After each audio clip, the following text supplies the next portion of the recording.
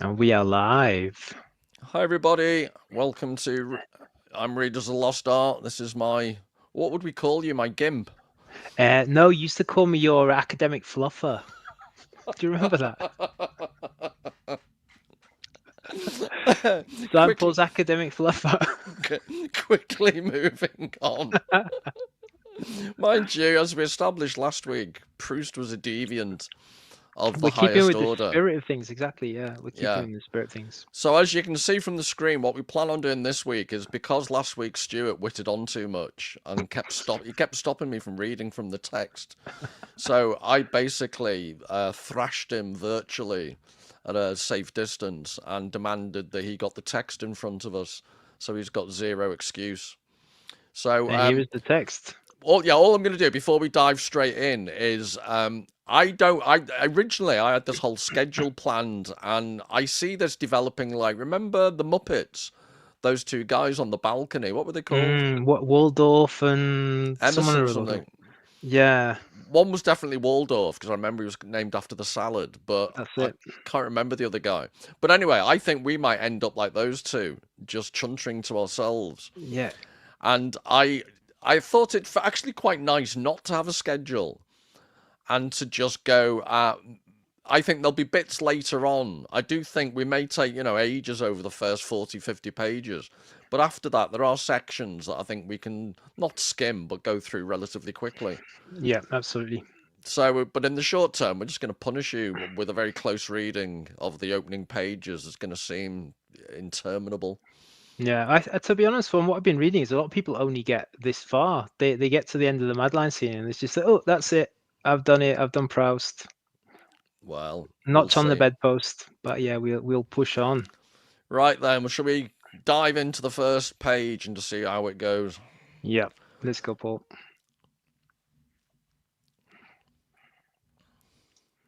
Okay, so we got to the end of Well, no, the I think we overture just last start week, right didn't at the we? beginning and we skim through. What do you think? Yeah, yeah, sounds good.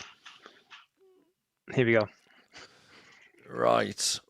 So the notes you just chip in whenever you feel like it, but the first notes I'd made in that first paragraph was it's the in and out of consciousness. Yeah, So I thought it gets better and better as it goes along for the psychological, what would you call it pompously, psychological perspicacity perhaps. possibly. Where are we? So just look at the language then. So it's quite interesting when he says it's a bit confusing because my translation's slightly different to yours. But when he says, and half an hour later, the thought that it was time to look for sleep would awaken me. So he's actually been woken up when he was asleep by the thought of going to sleep, Yeah, which is quite what would you call it? Quite paradoxical to say the least. yeah, and this is the start where we don't actually know who's speaking at first, do we? Like as we talked about last week, we get the impression is it like the older Proust looking back through time and there's all these kind of sections of his life coming, but in the first page it's just a bit confusing. We don't really know who's speaking, who's the narrative kind of focus yet. Have you noticed? I think we've got all bases covered because you say Proust and I say Proust. Well, Proust, I think Proust is the proper way to say it, So isn't it? you're just being Proust. awkward. I'm being awkward, yeah. Tomato. Let's call the whole thing off. That's it, Proust. Well, but you can represent our North American non-European Philistines, and I'll I be will Proust. represent old Europe. So then the thing about reading. So where are we? I'd gone on thinking while I was asleep about what I'd just been reading. So I took this to be like a veiled commentary upon the way in which consciousness, dreaming, and reading all combine. Yeah. And then the identification. So he says, it seemed to me that I myself was the immediate subject of my book. So in his dreamlike trance, he's associated with the characters from a book. Yeah, it's kind of self-reflexive as well. If you think of him as the author, we get this kind of hint here that the narrator is him, like he's talking about him as an author, him as the author of the novel, kind of looking back in time. Yeah, we'll get to that because like you pointed out just before, it gets complicated because he intersperses. He mentions going into his room for a bit of casual onanism, and then Yep. later on, a few paragraphs on, he's talking about waiting for his mother's kiss. So Yep. we hope the dirty little urchin Hope, wasn't hope they're fiddling not with connected. himself. Yeah, Yeah. Wait, I, when he gives him the kiss. Oh no. Who knows? I Who knows? This is Proust. this, Oh dear me. oh, I'm I gonna think corpse because this could just turn into. We'll suddenly get a niche audience from swiftly moving on to page 2. no from Onanists Weekly. Oh no.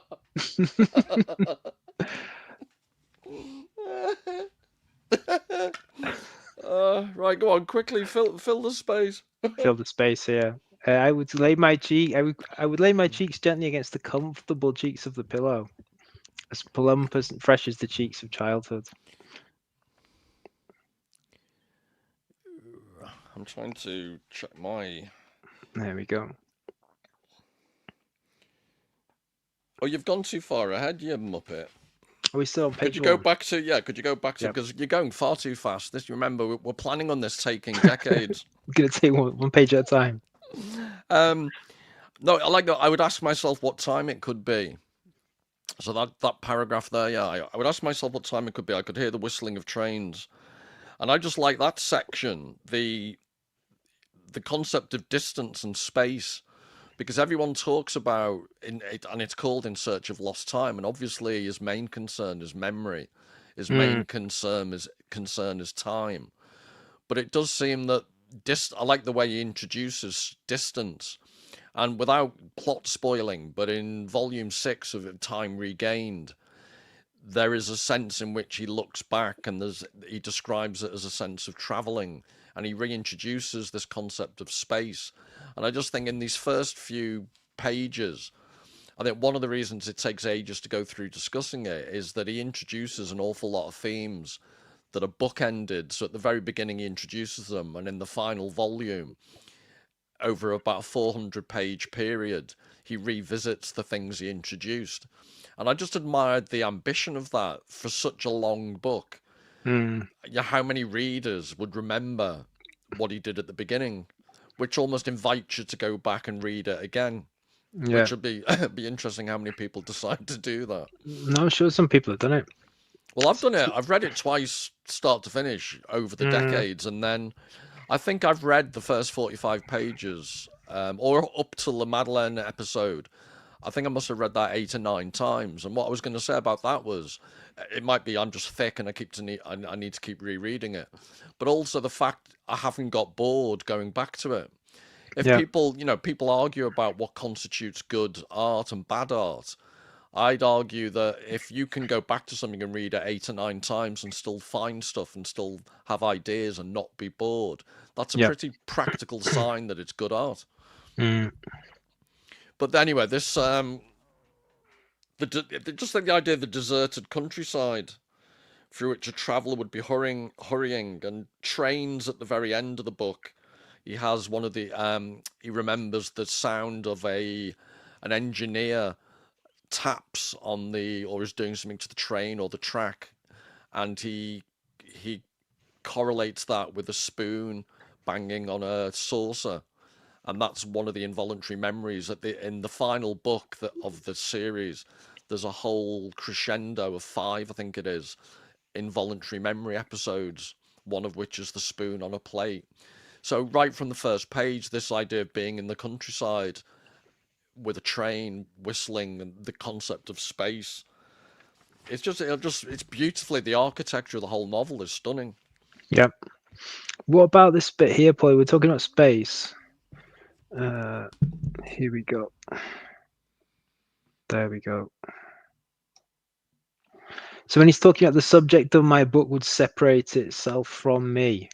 Wait, can maybe zoom in on that bit there.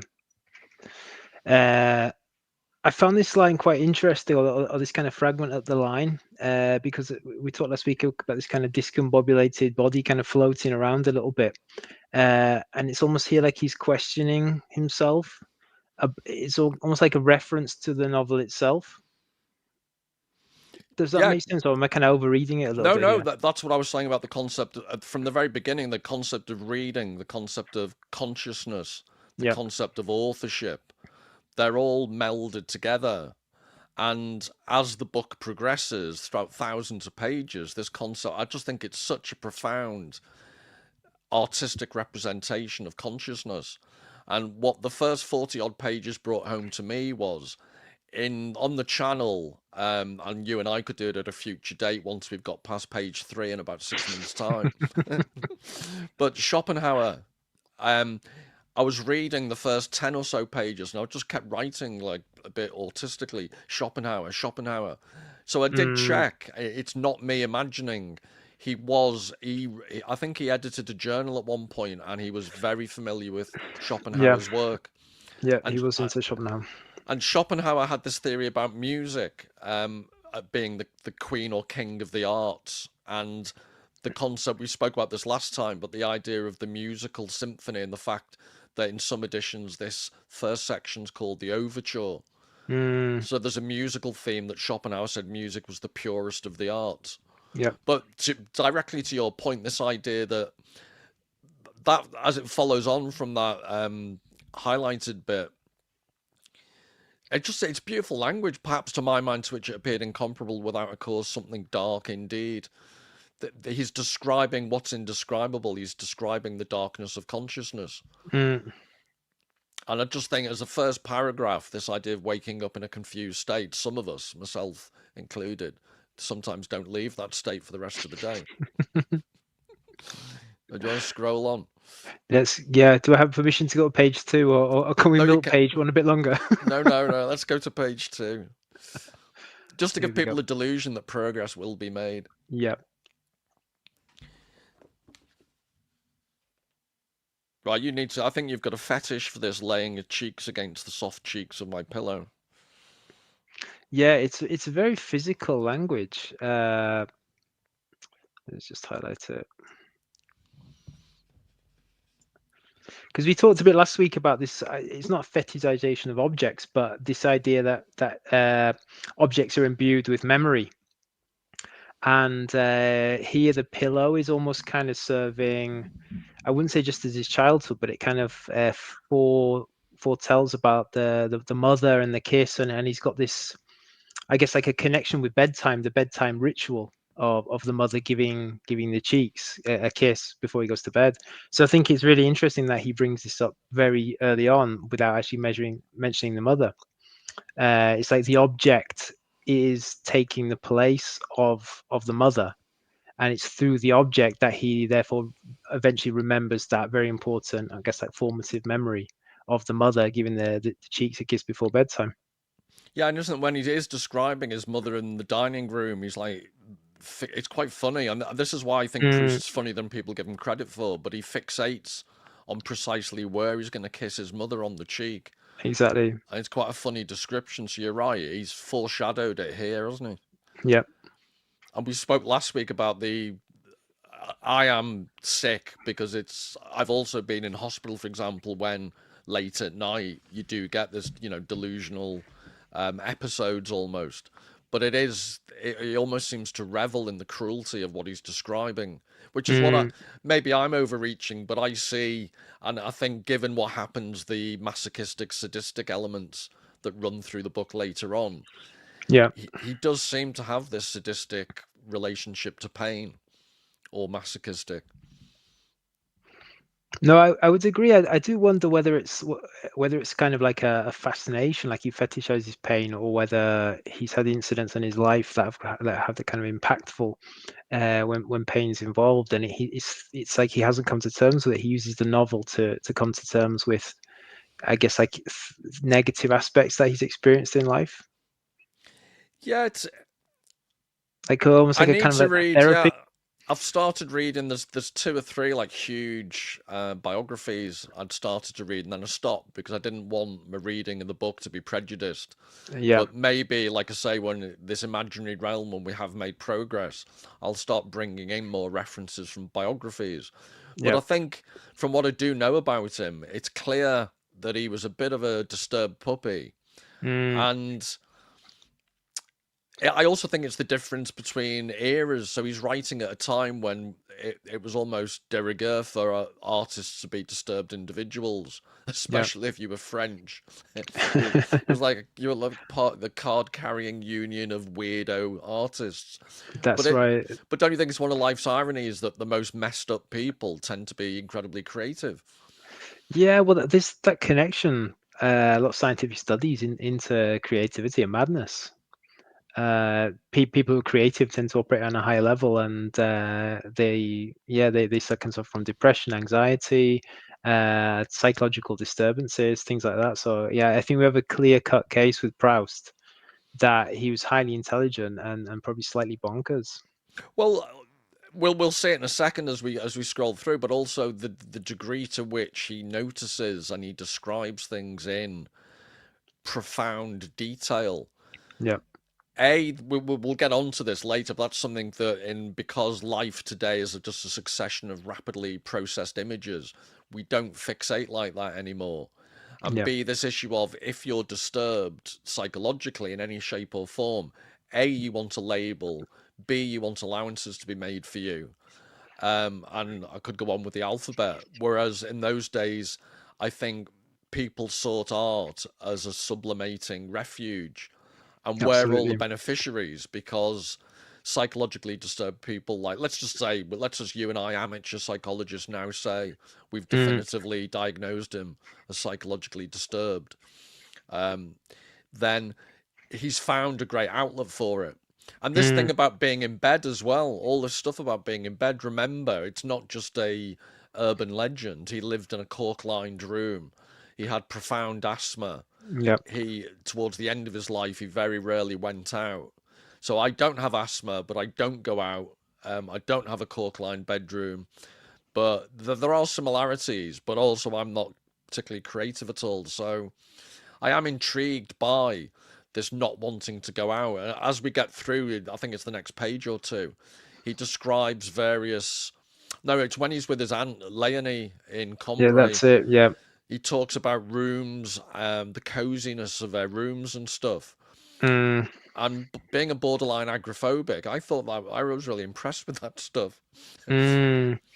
Well, that I mean, we're getting ahead of ourselves, but I think when we get to the sections with Jan, I think she really acts as a stand-in to Proust himself at times for that aspect of him, this kind of bedridden aspect, and he talks about this in the first few pages, like we said last week. There's this images of kind of like illness, of bedriddenness, stuck inside a room, but then the ant becomes him in a sense. I guess she serves as like an avatar for Proust himself a little bit later on. Hmm. Do you want to scroll on? Yeah. Sorry, by the way, Stuart's very kindly agreed to be chief scroller because I only have to touch the computer and you'll see smoke coming out of it. Yeah, what I loved this bit about when he just said I would go back to sleep.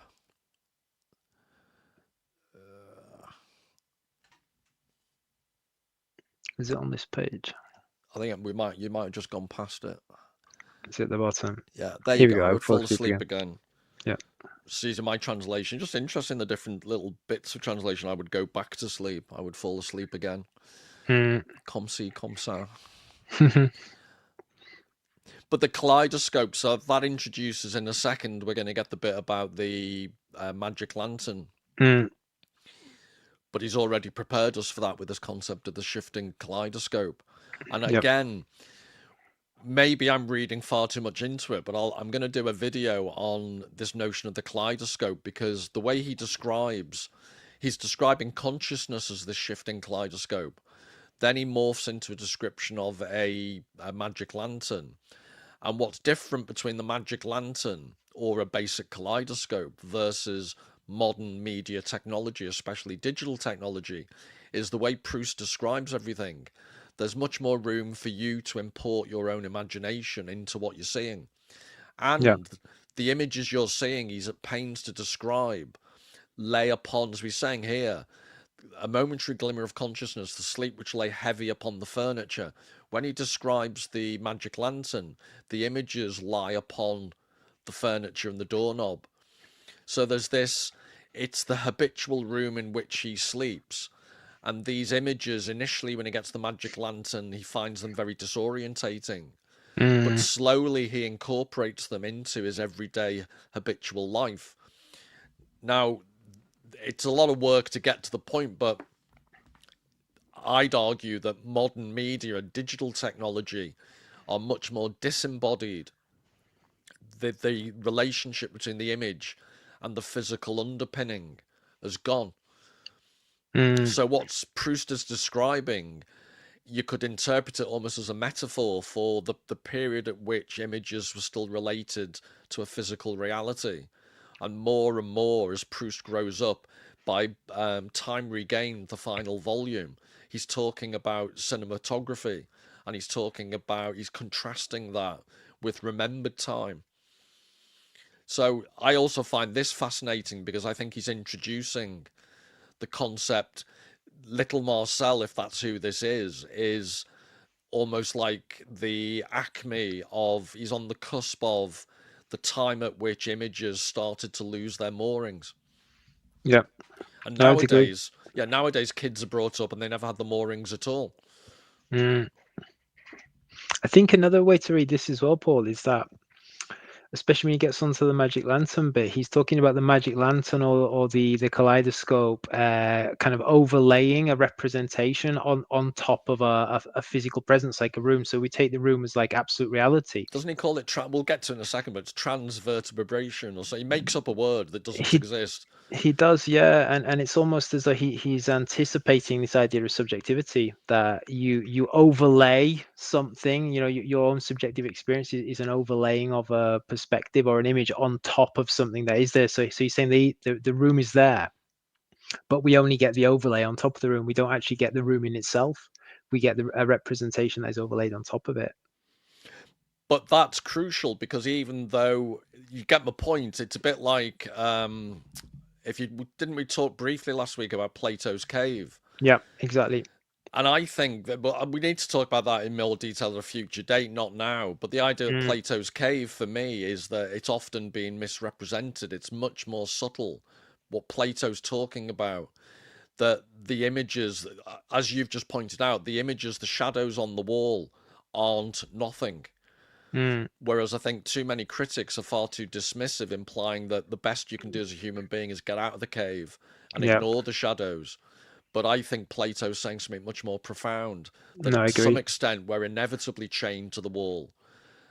And it's this point that if something's, I mentioned it in my Beckett talk, if something's too bright, it's a Hegel quote. Mm, You can't see if things are too bright, you can't see if things are too dark. Hegel said you need determinate light. yeah, You need this half light through which to properly see.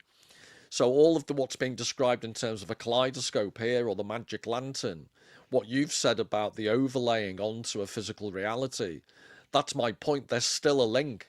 mm, And it's you creating. He actually states at one point about how our mind creates these images and memories. yeah, But in the digital world, and we might pick on this tomorrow when we do a live stream on digital detox.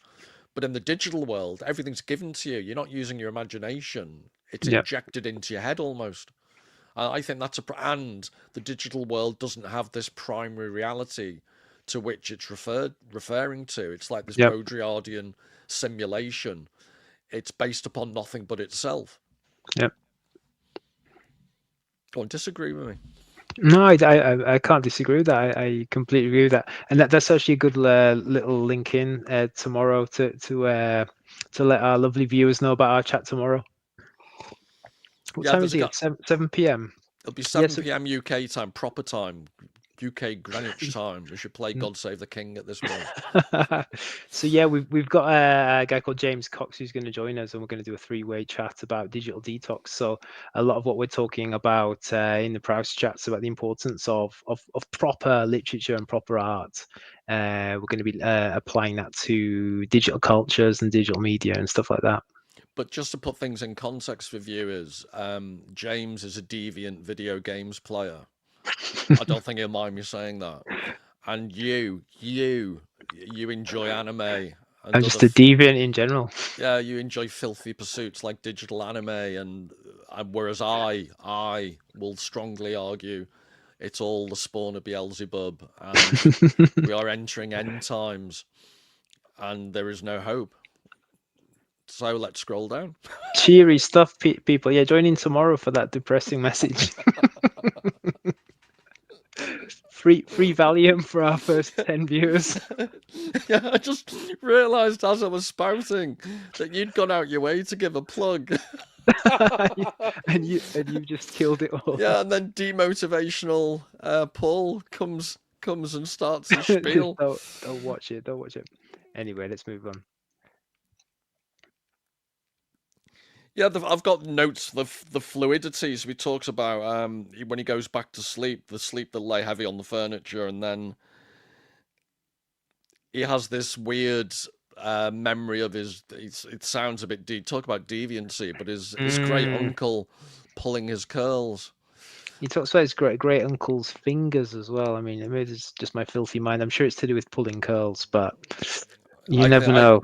I just think we should quickly move on at this point. Yeah. But then it's interesting that there's the childhood, the direct childhood trauma, perhaps, Yeah. but he quickly segues into much more adult. Yeah, I want to talk about this line here because from memory, a little bit further on, is it one of the maids? Is it Françoise or is it the aunt? Always says this phrase. I can't remember which one. There's one character who repeats this phrase over and over again a little bit later on. Do you remember? I've basically had a stroke. Luckily I We'll know who I am. we'll come back to it. Who am I? Yeah, but the fact he repeats it over and over again, I'm sure there's some deeper meaning to it. Well, we can. I will remember that you've mentioned it now, so we We'll can yeah, revisit that. when it comes back, we might revisit it then. Yeah, the misplacing of my thigh. Yeah, it's He's basically humping his pillow. yeah. I got the impression here that this is the onism. There's a meta. No, we won't go down that road. I was gonna say, But wait, there's a, we can do a clean version. yeah. Because when he says they're like people who set out on a journey to see with their eyes some city of their desire, and imagine that one can taste in reality what has charmed one's fancy, right towards the end of the page, Yeah. and then gradually the memory of her would fade away. But I've just put in my own notes there that it's the concept of tourism Mm, that people. So I once spent a month in Venice out of season, and to some extent it was great. At night time when it was abandoned, I had an Italian girlfriend, and we go to backstreet bars and restaurants, and it was absolutely wonderful. But mm, during the day, it was one of the most depressing cities I've ever been in on earth because of the tourism. And right. this was before, the massive big cruises disgorged thousands of people at once. So it'll be even worse now. So, well, I think they might have banned that. But for a while, you had these huge cruises and thousands of tourists. And it's this idea that I've never understood that. So I've traveled quite a lot, but I've been lucky enough in most places I've ever visited. I try and spend 3 weeks to a month. Mm, And I've always inveigled myself into the life of a local who basically could act as my Sherpa because I've always hated tourism that much. yeah. But this idea of desire, and I'm convinced it must be a bit like childbirth. I'm told that women always tend to forget how horrible it was and they do it again, but because there's some hormonal change that almost encourages it, makes you have some forgetfulness, talking about memory, but you forget the horrors and the pain of childbirth, so you're able to do it again. But do Mm. people, a bit of an extreme comparison, but do people forget how crap traveling is these days? Because they seem to constantly do it, while simultaneously, I just don't see where the enjoyment comes from. It depends on the type of traveling, I guess. I mean, I personally cannot stand airports. I hate airports. Just one of the worst experiences in your life. But why I'm Sitting on saying a this, plane. yeah, I'm not just But being a cantankerous old git, which I am, but it says here, and imagine that one can taste in reality what has charmed one's fancy, because that's a crucial theme throughout the rest of the book.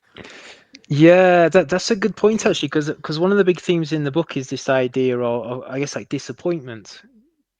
Kind of getting what you want, or a desire. So you desire something, and then Yeah, because you thought this was going to be like a really intellectual, fun podcast about Proust, and the reality has smacked you in the face like a huge wet cod, hasn't it? I know. I leave every session just deflated, Paul.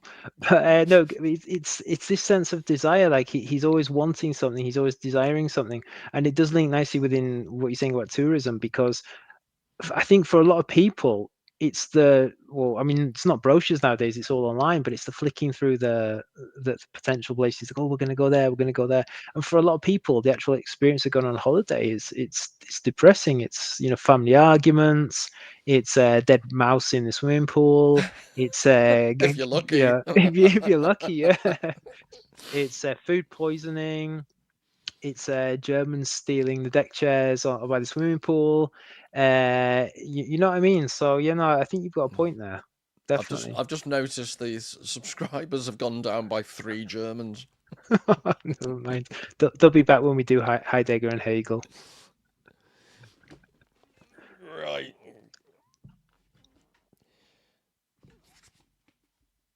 Do you want to? I'm trying to work out the What are we up to next. now? When man is asleep. Oh, that's when man is asleep. Um, Yeah. yeah. When a man is asleep, he has in a circle around him the chain of the hours, the sequence of the years, the order of the heavenly bodies. It might be a bit of a stretch, but if people can remember that line for about 3,500 pages, because he doesn't say the exact same thing, but at the very end in Time Regained, when it's much more obviously looking back over his life, and he decides at the very end he's going to be a writer. He's motivated. It's this image, the chain of hours, this extension of time, the sequence of years that I think again he's prefiguring right at the beginning. Mm.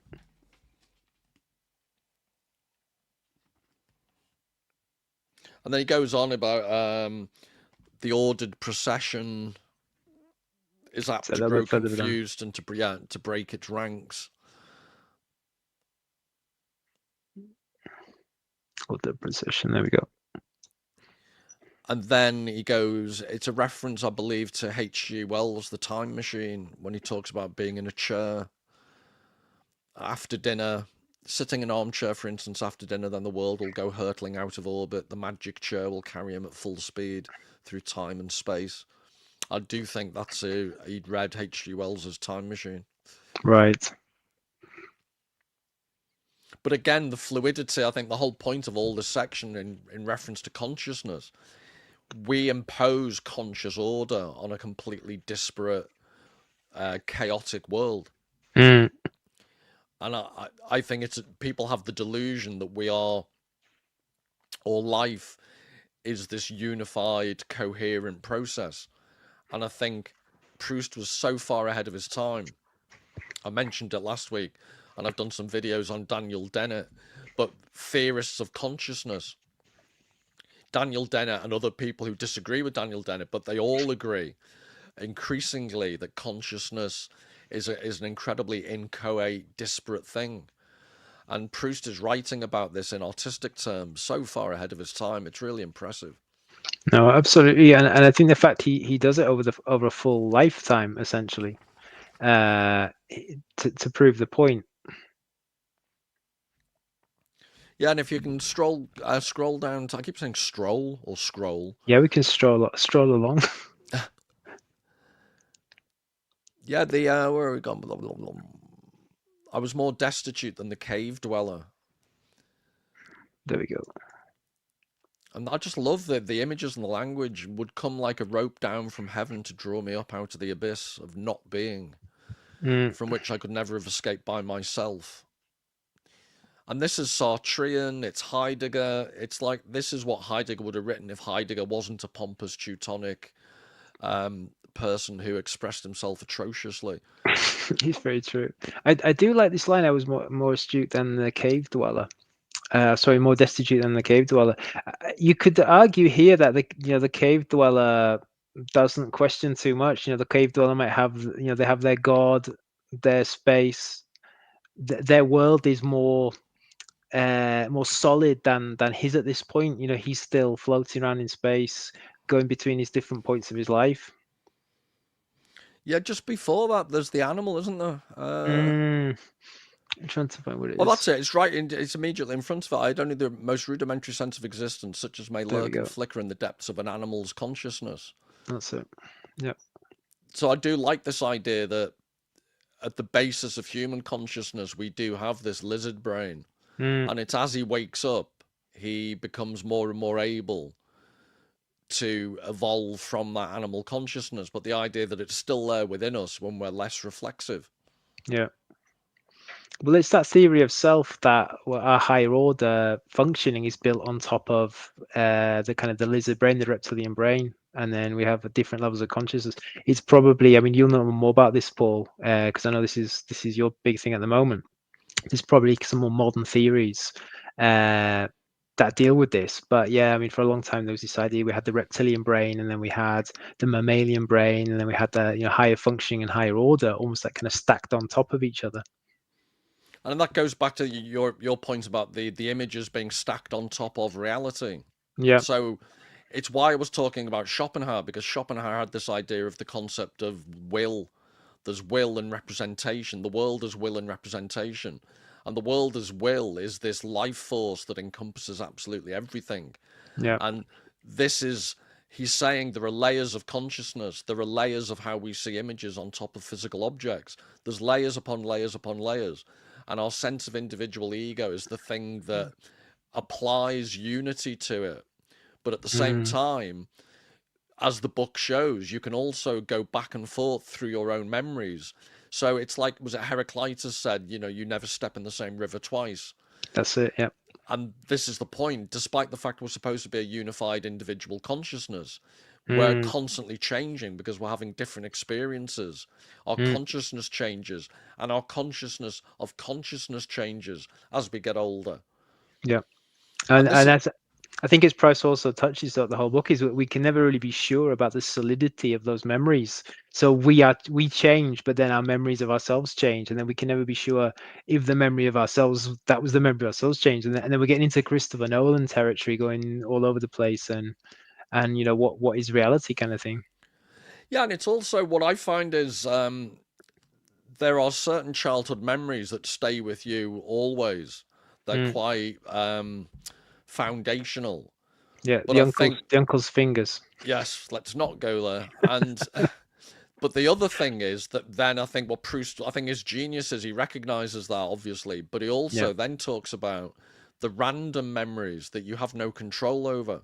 yeah, So he's playing both sides, which I also think is accurate psychologically. He's saying what gives us unity as a consciousness is our ability to impose order on an otherwise inchoate structure. mm, So we do that, but all simultaneously, we're not always in control, and we yeah. That's can't be. interesting. Mm, So it's parallel processing, one in control, one not in control, and even the bit of us that's in control isn't really in control. It's a bit of yeah. an illusion. It's almost like early quantum theory, really, isn't it? Like quantum theory of mind. Like it's not a case of either or. It's either and or simultaneously. So there's two cats in Schrodinger's box.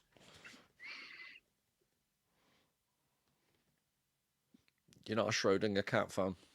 No, I'm more of a dog fan.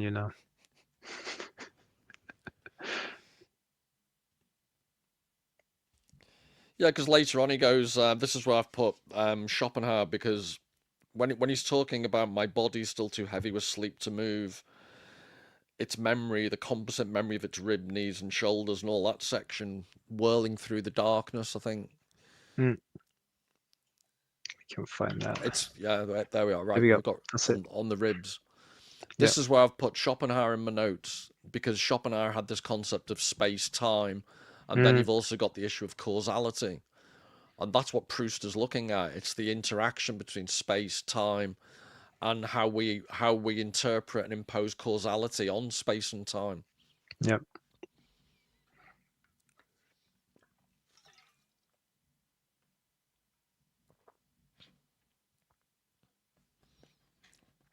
Yeah, and then at the very bottom of the page there, when he says, "Why I must have fallen asleep before Mama came to say good night,"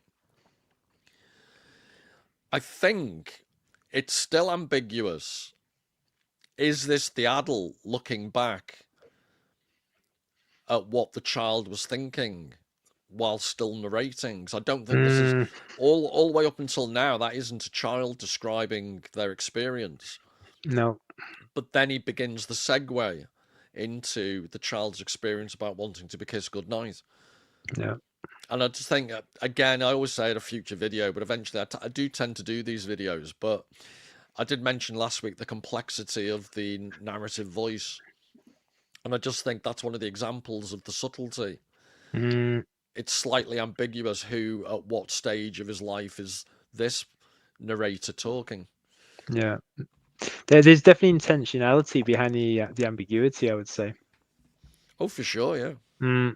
What about this bit up here, Paul? Again, going back to this kind of fixation that I've got on things, and how Proust kind of channels things. So Oh, yeah, perhaps this the is mobility. I think this is quite an important line.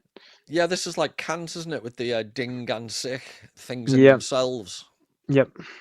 And it's in philosophy, I won't bore people with it, but in philosophy, there's this constant tension between people who see the world in idealistic terms, not in idealistic in the common usage of the phrase, but the way in which the human brain idealizes our surroundings by constituting them through mental processes versus materialists who see the world as physical first and foremost, and then Yep. our brains work as a reaction to that innate physicality.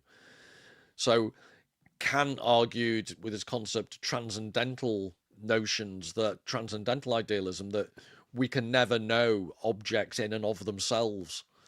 Mm. So you can never know how the table is thinking, and you'll never know what it feels like to be a table. Although Unfortunately. I actually do think you can rent people out to actors' tables. So it's not strictly true.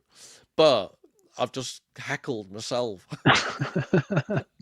Is that your side hustle, Paul? Yeah, well, For the table. I'm a very large dining room table, but quite expensive. You can get different sizes. Yeah, you get a few beers on my back. Um, but this idea of you don't know things in and of themselves, you can't. Yeah. And I think he's addressing all these issues. This Yeah. idea of the immobility of things that surround us is forced upon. So he's basically saying we only see these things as immobile because we lack the imagination to see them vivified.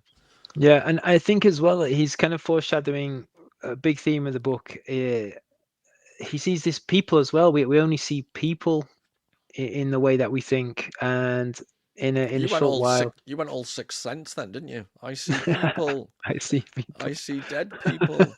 I, I peep freely. It's a bit of a Simpsons reference there.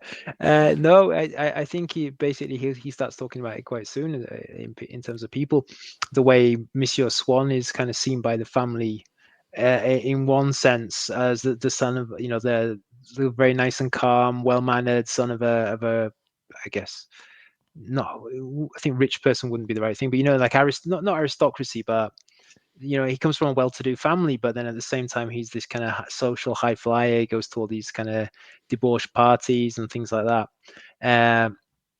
So you could kind of link this here with, it's not just objects that we see this way. We're never going to know what an object thinks. We're never going to know what the table thinks, but we never really know what other people think. And that's actually quite a terrifying existential theme in a way. You're Yeah. never going to know other people. You will never know them. People that we think we know, my wife, your partner, friends, family, parents. What we have in our minds is only a representation of what we think they are. We will never know who they really are. Well, actually, I was going to say he does this thing about layers. He's so clever because he goes into it later on very shortly. We'll see his aunt talk about basically there's a caste system Yeah, where she doesn't believe that people should exceed their own social class. yeah, that's right. So people see each other through that prism. But then there's a direct, we'll get to it shortly, but he describes how when you see someone, you're not actually so when they see Swann's face, they're not seeing it objectively. He Mm, actually describes how they're projecting onto his face all the interactions they've had with him in the garden and what they associate with his face, which is a very, again, he's just full of these really acute psychological insights. We never truly see someone because we're seeing them through the prism of our emotional response to them. yeah. And even if you've never met someone before, so you don't know them, you're seeing them, as the novel will describe, you're seeing them through the prism of your own desire and your delusion as to what a lovely person they are. Mm, So Monsieur Swann and Odette, the family refer to her as a borderline prostitute, that's right. Yep. or in Liverpool terms, a floozy. Um, it's, excuse the profanity, but there's a certain Liverpool way of saying "hooah" that I've always found hilarious. You really give the WHO a bit of oomph. What floozy? No, hooah. Who? Yeah, there's a particular Liverpool way of saying it that is like it's got like 18 vowels in it. It's quite impressive. But that's probably just got taken off YouTube. You've been demonetized, Yeah, Paul. so thanks for that. So Yeah, that's your beer money I was gonna lost. say I've booked a 2 week holiday in Monaco off the money I'm earning.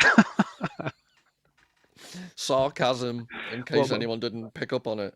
Monaco on Sea, next to Bangor.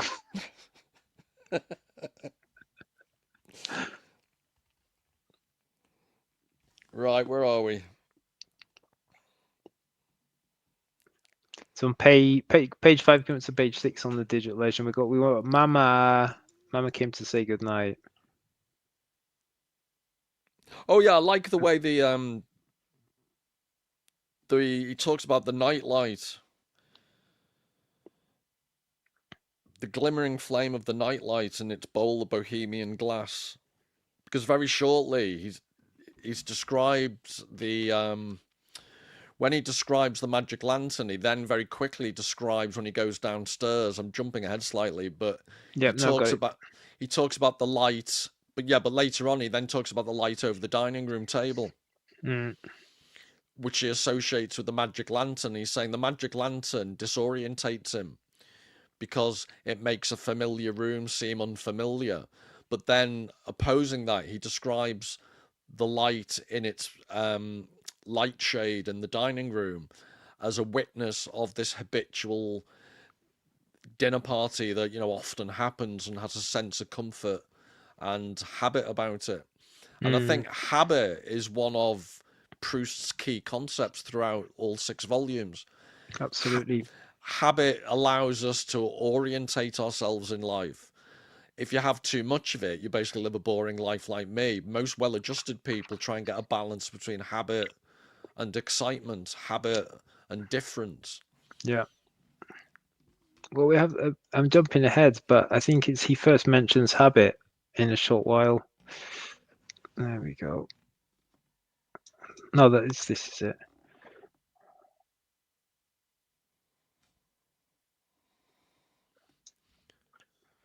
Yeah. So on page 8, he actually says habit, habit.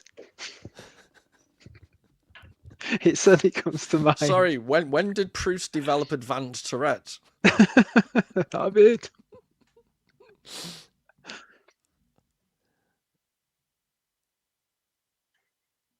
Yeah, but it says that skillful but slow-moving arranger who begins by letting our minds suffer for weeks on end in temporary quarters, but for whom our minds are nonetheless only too happy to discover at last.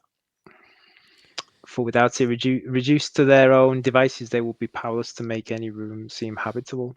If you could just scroll up a little bit, please, because that bit leading directly up to that, Mm, again, it's one of these things. How much do you read in? But my interpretation of this is almost metaphorical or symbolic for the way media has changed, because he describes the way in which the magic lantern and his oh sorry, he's talking about the disorientation of being in his room, and later on he talks about the magic lantern being disorientating. But to repeat the point I made earlier, there's still a way of grounding yourself in that experience. And this is when he starts to talk about habit. Mm. But what happens when, so the habit, it says, where are we? Until habit had changed the colour of the curtain, silenced the clock, brought an expression of pity to the cruel slanting face of the glass. Mm.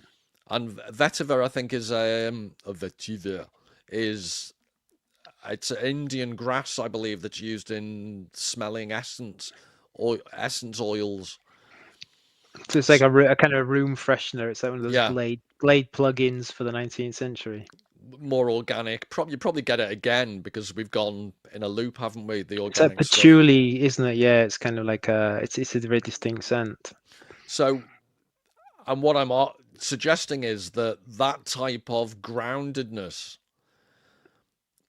through habit, not being disorientated, finding a rootedness through habit, Mm. to a large extent, that's been lost because there aren't these rituals anymore. There aren't when he later on in Combray, the second part, when he goes to the church, and people might get bored by the description of the church, just like they might get a bit bored by the. I think this is what puts so many people off.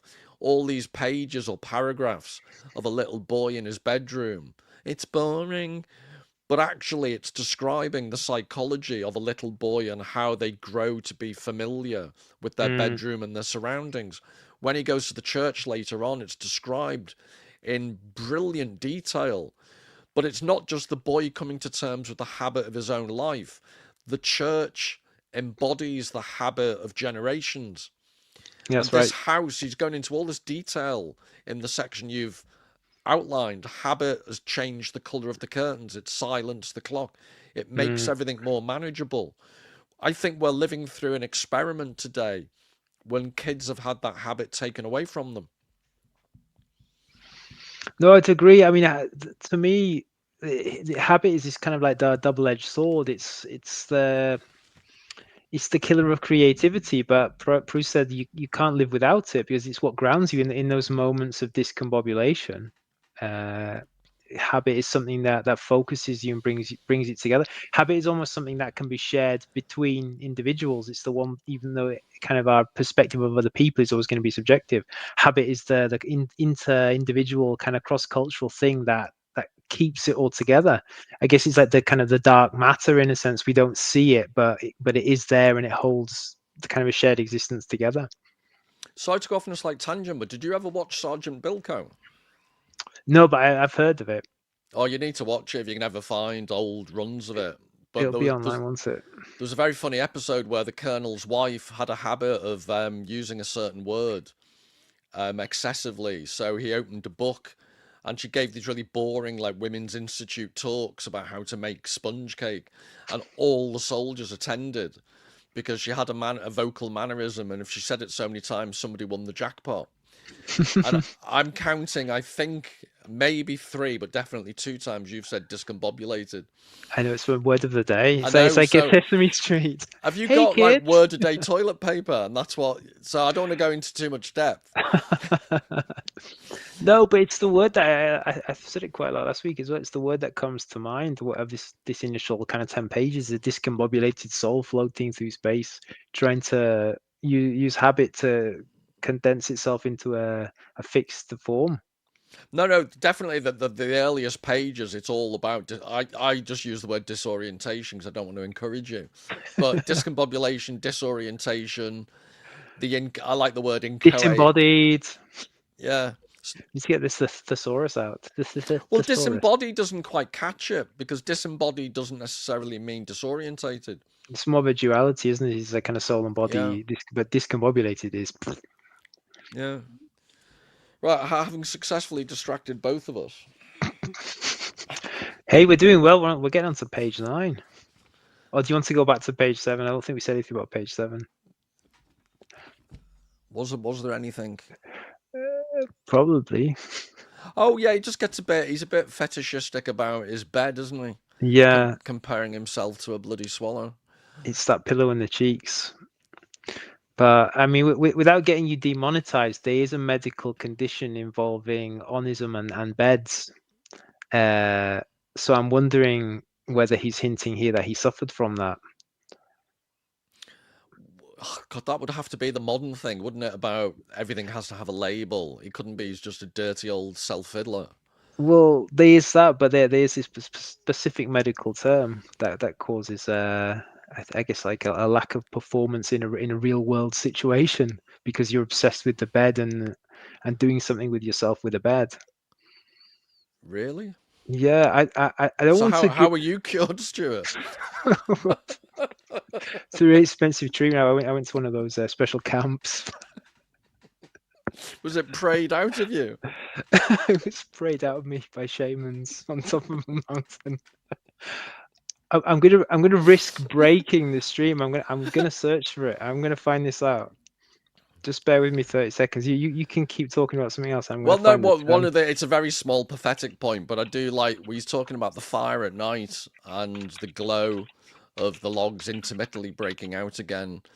There is something about I think at one point, yeah, a zone of heat whose boundaries were constantly shifting and altering in temperature as gusts of air traversed them to strike freshly upon my face. Well, I live in Wales, where in an old house that has real fires, and God knows how long we'll be allowed to keep them before the draconian totalitarian government says we're not allowed to. But there is this point about the heat of a fire is qualitatively and profoundly different to Yeah, radiator heat. that's right.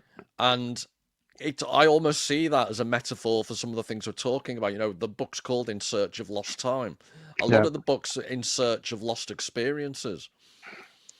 And maybe it's not the most important thing in the world, you know, not being allowed to have a real fire, but it is a qualitative experience compared to a bloody radiator. no, absolutely is. Yeah, prone masturbation. Here we go. This is you not getting me taken off YouTube. Can lead to traumatic masturbation syndrome if not treated. It's a real psychological condition, Oh, yeah, except and Proust I'm has not it. denying it, except what I'm arguing is guess what? Psychologists see an awful lot of psychological conditions that they can diagnose and be paid a lot to diagnose. It's all the Ponzi scheme, isn't it? It's all a money making Well, can scam. you imagine Homer's describing, not Simpson, but the original Homer's describing. So I was just before you heckled me, but in those type of old epic narratives, someone would have the name, you know, Achilles the self fiddler. It would be part of their identity, and it wouldn't be medicalized. No, well, it was normal then, wasn't it? But that's what the point without Yeah. trying to sound too defensive. No, I'm backing up your point exactly. Yeah, Yeah. no, but I mean, I'm trying to propose that these things that are diagnosed medically Yeah. are an abnormal, normal part of human life. Yeah. That, Hercules the dry humper. but in those days, there would be a place. There would be every village would have its self Yeah. fiddler, Everyone and have their own little quirks. yeah, and there'd be and this is the part about ritual and habit. In that case, it's a definite habit. But there's a serious point behind our jocularity. What was That Proust saying then? Prone Proust. Proust the proner.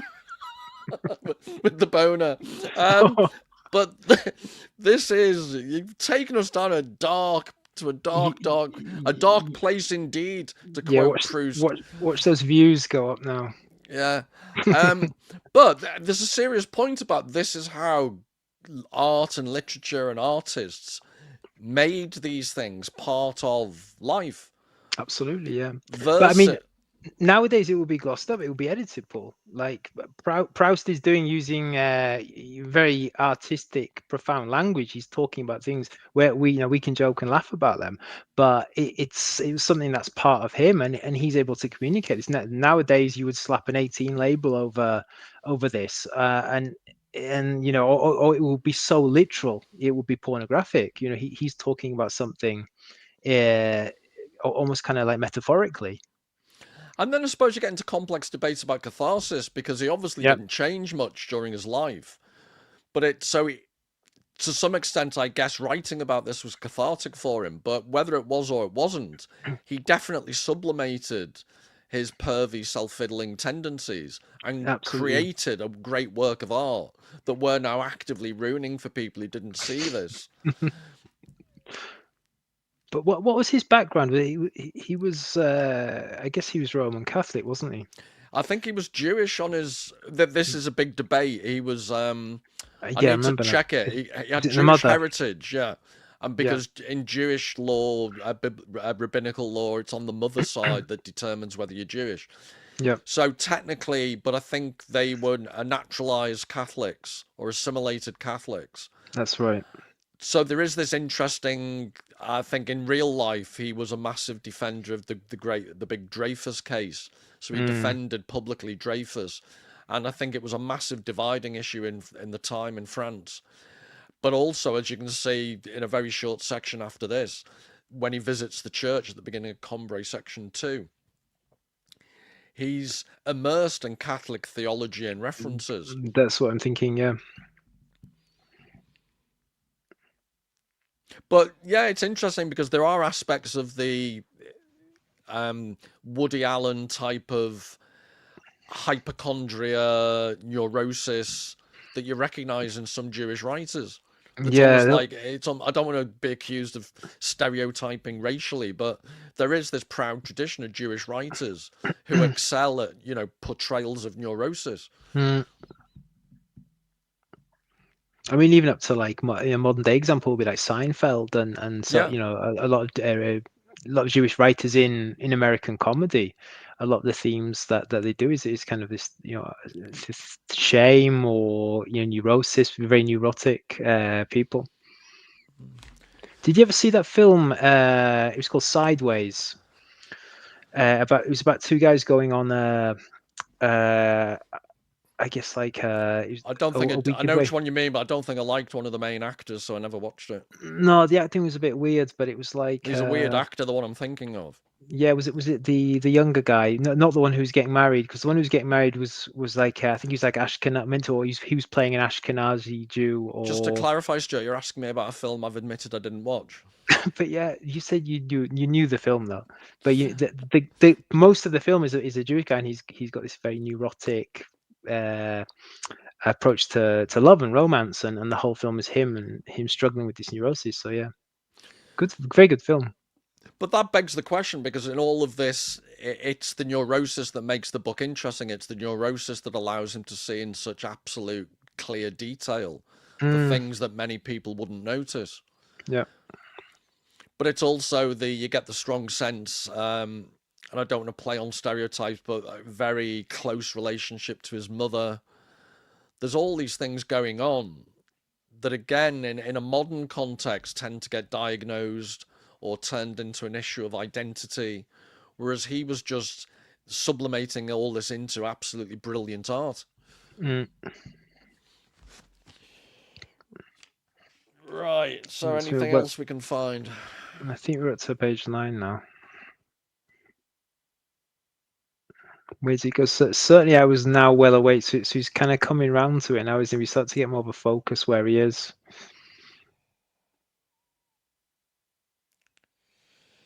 Yeah, it's not a particularly important point, but there's one section he talks about the good angel of certainty, and then shortly after that, he talks about for memory was now set in motion. Mm, It's interesting. He's basically saying once he started on this route of memory, he's no longer in control of it. yeah, it's kind of like a snowball effect of memory, like recall. Which it's the point I made earlier, though. It's this weird thing where we create our own reality as one of the messages of Proust's approach to psychology and writing, Yeah. and yet at the same time we're not in control. We're subject to contingent details. Mm,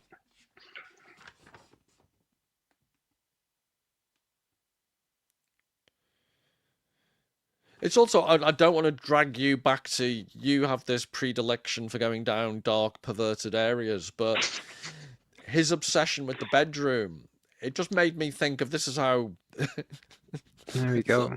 unvirile and unvital I am. But I've always in houses, and I'm going to share too much now, but I've always absolutely adored kitchens and like late at night with dogs snoring and the regular breath of a dog reading in a nice warm kitchen. It's interesting that it's unclear from what you've said. I get your point. This idea, my bedroom became the fixed point on which my melancholy and anxious thoughts were centered. I'm just wondering if I was an agony aunt, I would have said, Marcel, you should have spent more time in the kitchen. Yeah. Get out of the bedroom. No, it is interesting that the way in which a room, and I also think it's very clever as an author because the bedroom where he has all these weird fixations and anxious thoughts and Mm, melancholy, the bedroom is the place, as is made very clear from the very beginning of the book, is where you go to dream. It's where yeah. you're it's where you flit in and out of consciousness.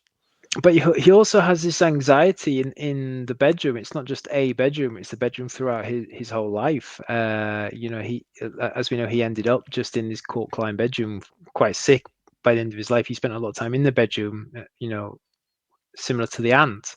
And he's also spending a lot of time in the bedroom when he was young, when I presume he wasn't as sick, being anxious about the mother's kiss. Is my mother come to give me a kiss goodnight? So the bedroom is a point of anxiety for him through many stages of his life. But you get my point. It's about the bedroom is a stand-in almost for your subconscious, for your Exactly. irrational thoughts, for your Yeah. dreamlike thoughts. Yeah. And I wonder as well, Paul, if it's the bedroom is that place where you go to sleep at night. It's also the place where you're alone. It's the room in the house where you have your own thoughts. So in a sense, it's like this is him in his own thoughts. The bedroom is like symbolizing a space where he's there on his own, thinking about his life, having memories, trying to think about what's happened, totally on his own.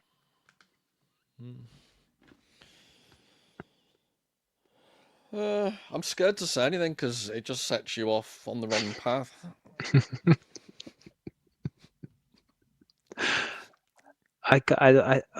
The body of Jolo. Whoa.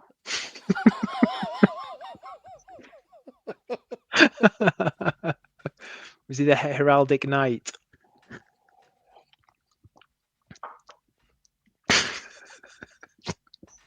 Well, but Paul needs rebooting.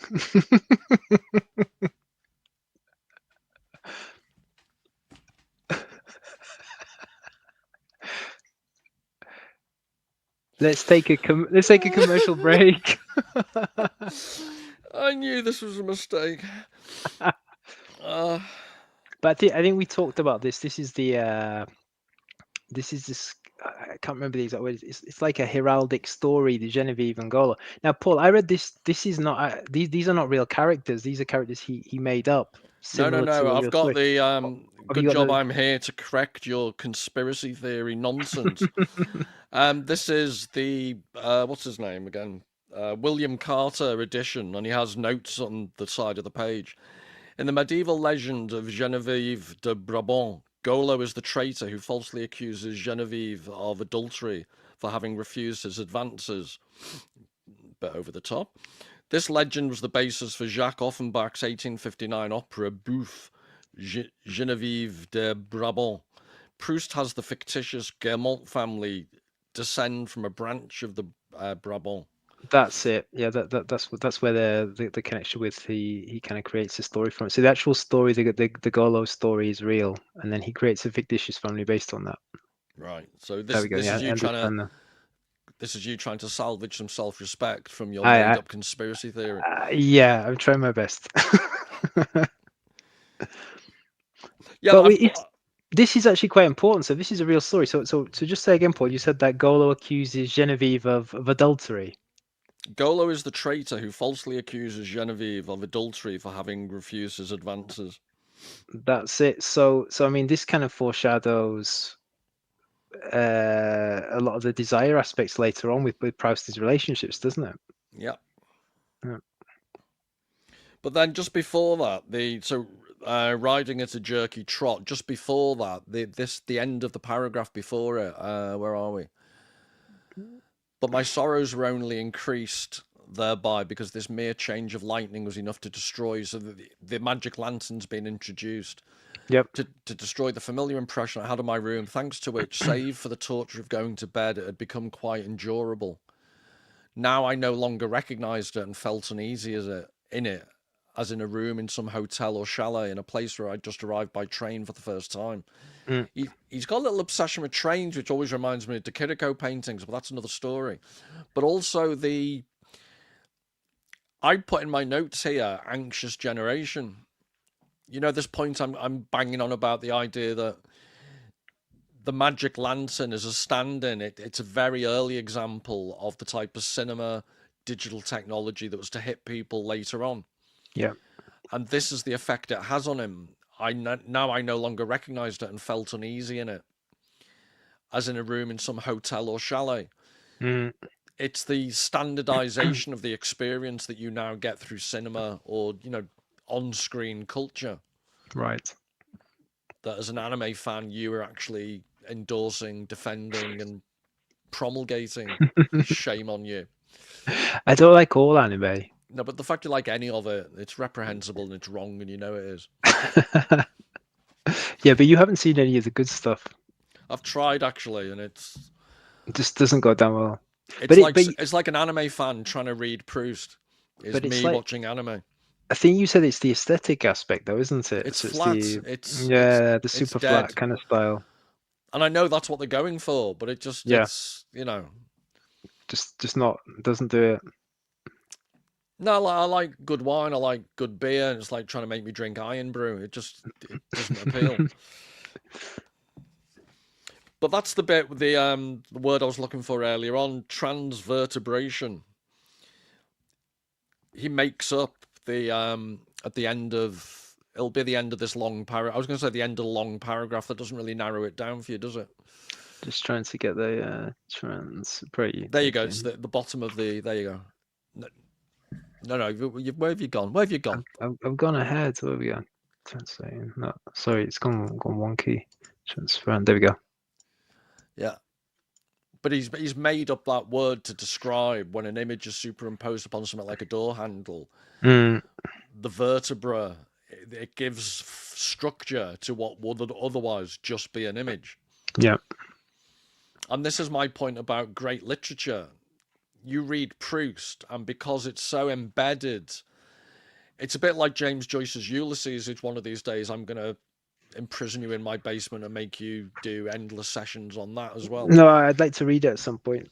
But it's this physical quality to it. It's this manifestation of the physical in simultaneously an abstract way. It sounds contradictory, Mm, but it's so. For example, Ulysses is all about Odysseus, the Odyssey. It's got that abstract cultural reference, but it's an incredibly earthy book about life in Dublin, a day in the yeah. life of a Dubliner, and all the way through Proust.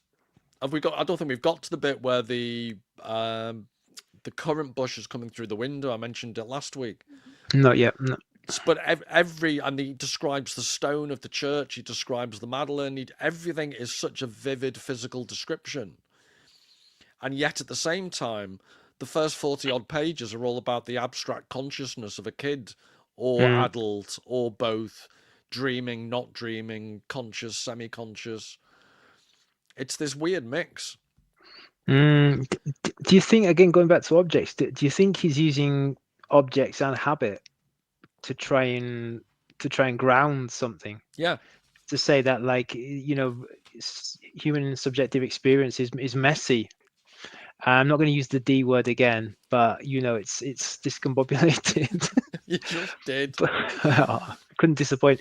But You know what this is like for me though? It's like being at a bus stop with a mad bloke shouting, "Objects, discombobulation." is that in the club style? Yeah, it's it's almost like he's looking for something to hold on to, isn't it?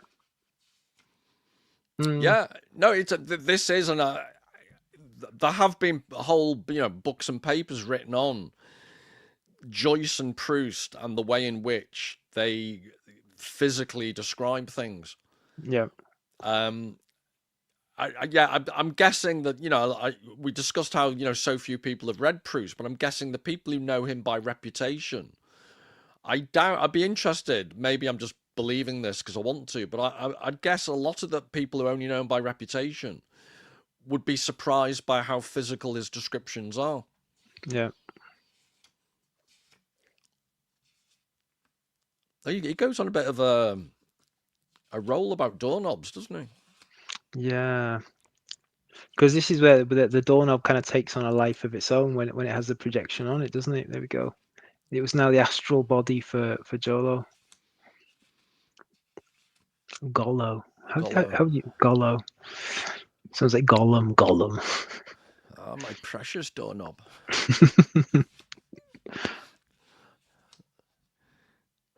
Bluebeard as well. He's got an imagination, hasn't he? But that's another, and we should bring this to an end because there's a very important delivery of fish and chips coming my way very shortly. Oh, you're lucky. Yeah, you won't get that How? where you are, will you? No, I don't get fish and chips, sadly. Yeah, you get proper fish, patatas bravas or whatever. Patatas bravas, yeah. Get the fish with the bones inside. It tastes a lot better, but just sometimes you really hanker for some fish and chips. Very No, greasy fish and chips. Ooh, these are top notch it's a North real Welsh. deal. Yes, I'm spoiled. But they're being brought to me. Stop it. But let's finish with now I'm salivating uncontrollably. I'm dribbling on my Pavlovian microphone. response, yeah. But the fact that Bluebeard, no, it'll be something so we can remember when we pick up next time. We ended on Bluebeard, so to speak. But Bluebeard, I'm going to be thinking of Bluebeards all week now. but Such a random. Of all the words in the 4,000 pages of Proust, we've ended on Bluebeard. I wonder whether we will get a sub cult of Tourette sufferers who are, tuning in avidly each week. What It's will going be to be Proust in 3 years. I think that's optimistic. I think so too. But the Bluebeard and the Gollo story, it's the type of fairy tales, and there's a whole literature on fairy tales of Bruno Bettelheim and people. Yeah. Again, it's what children lack now. Children have the saccharine, sanitized Disneyland stuff. And these stories, Bluebeard, it's rough, it's raw. He actually mentions in the Georges Sand's novels, his mother reads them, that she excises loads of things, doesn't she? She bowdlerizes them. Yeah. Whereas his grandmother wanted him to read, proper literature. And again, I'll just finish my little, anxious generation rant. This is what's missing. A bit like, the whole world, young kids are allergic to bloody peanuts because they're never exposed to them because they were told not to. Yeah, so likewise with narrative as well, yeah. Yeah, they're not exposed to things that, may harm them, but they've actually, on a complete tangent, medically, they've now found that non-exposure in early years is a massive mistake. I believe so. Yeah, I mean that's one of the major causes. But I mean, yeah, I think it's fair to say that happens with culture and narrative as well. If you're not exposed to these stories, and this is why when we think of Grimm's fairy tales is a perfect example. I mean, these are one of these examples from culture that stories that were told to children were to teach them about the world. That the world is not a happy-go-lucky, friendly place. Yeah. So I think we've established that the main leitmotif or key to understanding Proust is peanuts. Yeah, and Bluebeard. Bluebeard's peanuts. Yeah. Right. So what I propose is, because I want to go and get me fish and chips. Yep. We call a halt there. You can't do next week, can you? So not at the moment, no. But I'll get in touch if I can do. If you can do, because we'll just make it continuous. But I don't want to pressure you. You should do it when you're available and when you've got the time. Yeah. But at least this way, it's relatively easy because we've both read ahead. So there's, without trying to put people off showing how lazy we are, there's very little prep at this point until we get further in. Absolutely, yeah. And I mean, I would say this first bit is so dense. I mean, there's so much to talk about, really. Yeah. So we promise people we will make faster progress eventually. But it will be slow going to start off with. Yeah, so, at least the first 50 pages.